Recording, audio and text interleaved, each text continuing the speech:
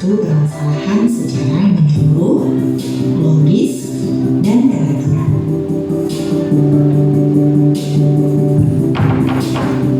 Dengan kata lain, berpikir komputasi bukannya menuntut kita untuk menjadi sebuah komputer, melainkan kita diminta untuk berpikir seperti layaknya ilmuwan-ilmuwan hebat penemu komputer.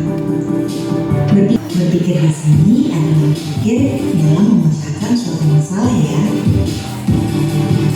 Mari kita ambil contoh sederhana. Apabila kita ingin memakan kentang, maka kita harus mengambil kentang. Apabila belum ada kentang, maka kita akan membelinya di selayar. Ketika sudah ada kentang, maka langkah selanjutnya kita akan mengupas kentang tersebut. Setelah kentang terkupas, kita harus memikirkan lagi akan diolah menjadi apa kentang ini.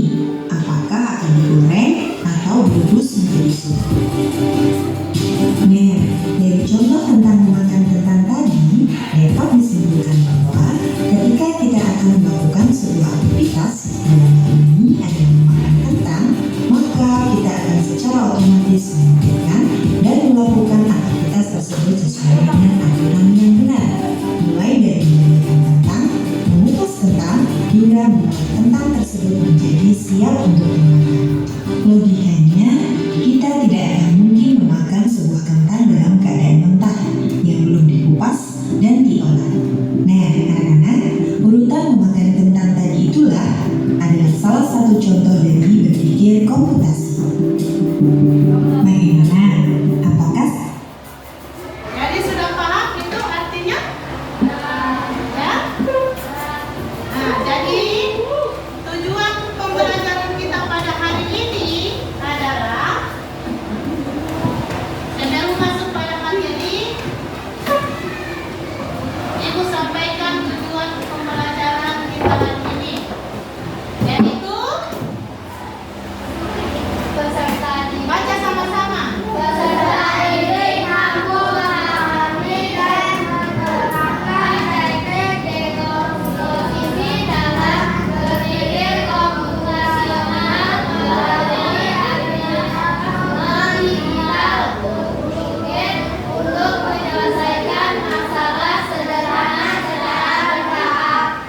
Jadi hari ini yang akan kamu lakukan adalah tujuan pembelajarannya.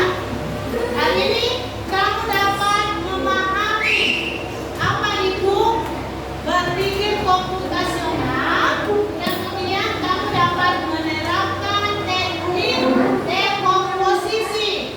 Ya, jadi komputasional itu ada 4 metode.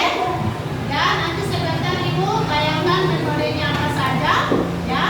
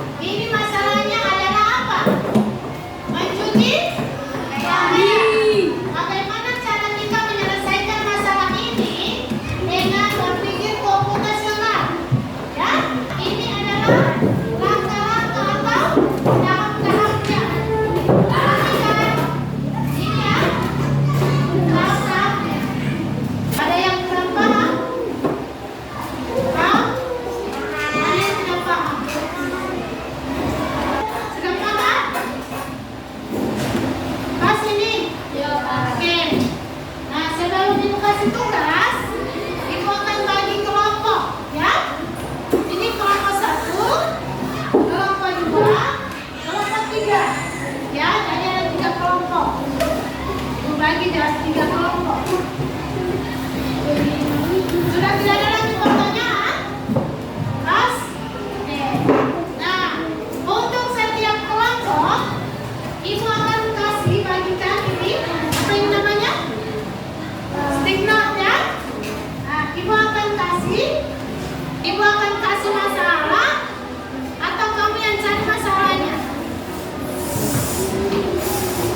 Misalkan Ibu kasih masalah, satu masalah, kemudian masalah itu kamu selesaikan dengan cara berpikir komputasional, secara berkelompok, dengan menggunakan stick note. Satu kelompok satu. Kemudian setelah masalah ini kamu pecahkan, kamu tulis di lembaran-lembaran stick note tahap-tahapnya, ya. Satu masalah kita pecahkan dari yang kecil-kecil dulu. Seperti contoh tadi kan? Nah, misalkan yang pertama apa? Kamu tulis di stick note yang satu. Setelah itu selanjutnya apa yang dilakukan? Taruh di stick note yang kedua. Paham ya? Nah, setelah itu, setelah itu kalau sudah selesai, setiap kelompok harus maju di depan untuk mempresentasikan hasil diskusi mereka. Kemudian yang lainnya menanggapi atau yang lainnya bisa memberi saran atau kritik. Paham ya? Kita cabulan saja ya, supaya ada keadilan, supaya adil. Kita panggil dulu perwakilan dari kelompok satu. Kelompok satu maju, perwakilan kelompok satu. Pilih yang mana?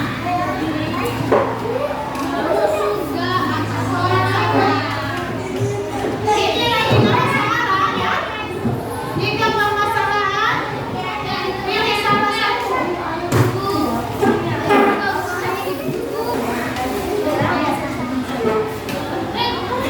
Oke, sekarang sudah ada masalahnya ya. Oke, itu masalah itu kita bacakan dengan cara berpikir komputasional. Nanti yang sudah fix baru kamu tulis di stick note. Paham ya? Harus kerjasama. Yang lain menulis, yang lain berpikir, mengkasih solusi. Beri solusi ya. Satu orang yang nulis, yang lain berpikir, cari ya. Harus saling membantu supaya ada penilaian. Setiap kelompok.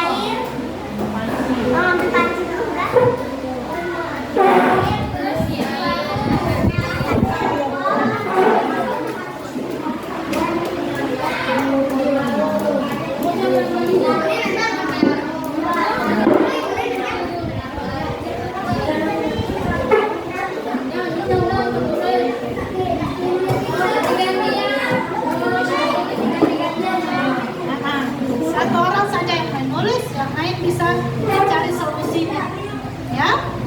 Yang lain bisa mencari solusi masalah.